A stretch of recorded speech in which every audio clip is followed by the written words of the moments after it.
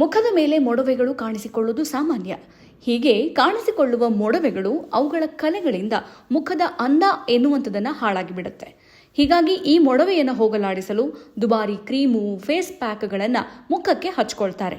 ಆದರೆ ನಟಿ ತಮನ್ನಾ ಭಾಟಿಯಾ ಮೊಡವೆಯ ಸಮಸ್ಯೆಯಿಂದ ಮುಕ್ತಿ ಪಡೆಯಲು ಬೆಳಗ್ಗೆ ಎದ್ದ ತಕ್ಷಣ ಬಾಯಿಯ ಎಂಜಲನ್ನು ಮೊಡವೆಯ ಜಾಗಕ್ಕೆ ಹಚ್ಚುತ್ತಾರಂತೆ.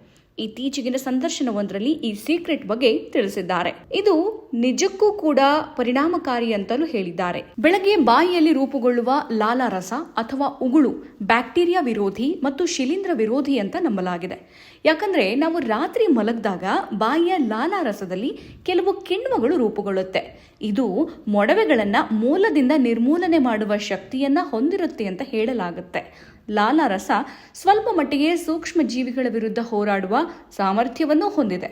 ಉಗುಳಿನಲ್ಲಿರುವ ಲೈಸೋಸೈಮ್, ಪೆಪ್ಟೈಡ್ಗಳು ಮತ್ತು ಇಮ್ಯುನೋಗ್ಲಾಬ್ಯುಲಿನ್ಗಳಂತಹ ಕಿಣ್ವಗಳು ಬ್ಯಾಕ್ಟೀರಿಯಾವನ್ನು ತೊಡೆದು ಹಾಕೋಕೆ ಸಹಾಯ ಮಾಡುತ್ತೆ.